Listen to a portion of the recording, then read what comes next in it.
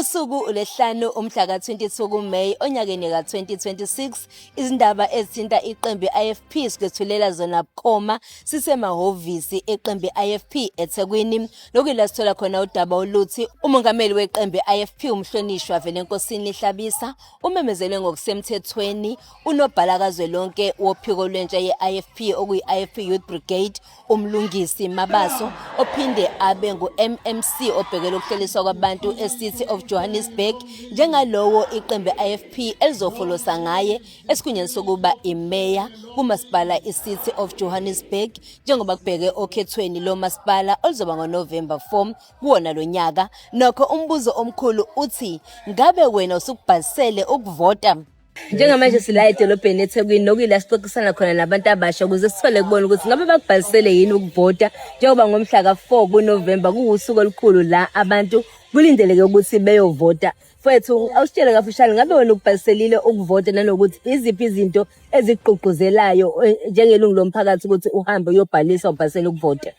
Angiregister ukuvota and angifunda ukuqamba mangakho into ebengiconvincile ukuthi nami ngiyovota because ngathi kunexhaka kakhulu nje ama-political party and mina ngiyena umuntu wami.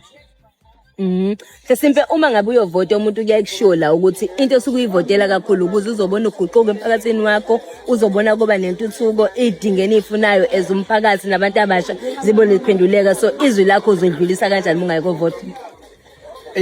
Mama njengoba ngisho nje iqiniso kuphela ngizolikhuluma, angifuni ukuqamba amanga. Ayikho into ebengisakuconvincile ukuthi ngiyovota because ayikho into ebengisayibonile ithi yashintsha ngenxa yoma-political parties or ini nakunjani ukuxakazisana nje hlezi sikubona ukho ama-TV na kuphela kanjalo for mina. Mhlawumbe ingoba ngisayintsha and angaboni mhlawumbe isisindo sakho ukuvota but maybe asithembe kuhambe nami ngisibona nje. Mhlasimpe ngiyakuzwa la uthi wena awubhaliselanga ukuvota mhlasimpe ngezathu ezithile uhlala kuphi nendawo nalokuthi ngabe ugcinisekile yini ngokuhlinzekwa kwezidingo emphakathini, amanzi, ugesi, imigwaqo, yonke into ngabe right kuphi nendawo ekhaya?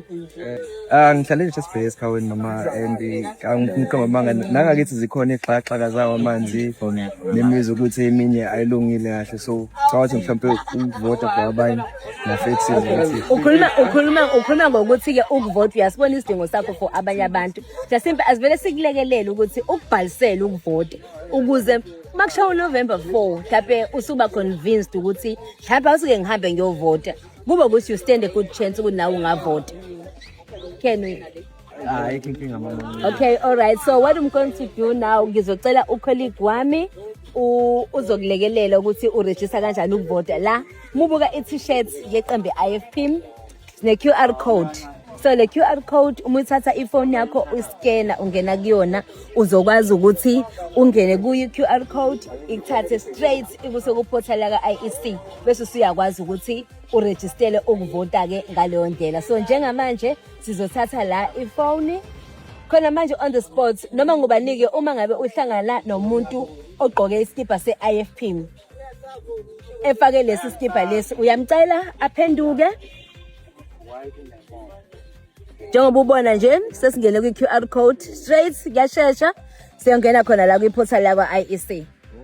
So njengoba singena ku-portal yakwa IEC sekuyashesha njalo usuzokwazi ukuthi ngaleyo ndlela ubhalisele ukuvota. So esingakusho nje ukuthi wonke umuntu uma ubona umuntu egqoke le IFP t-shirt ebhale uregister to vote uzobe ine QR code ngemuva. Leyo QR code uzobusiyakwazi ukuthi ubhalisele ukuvota njengomfethu lo esesimsiza njengamanje.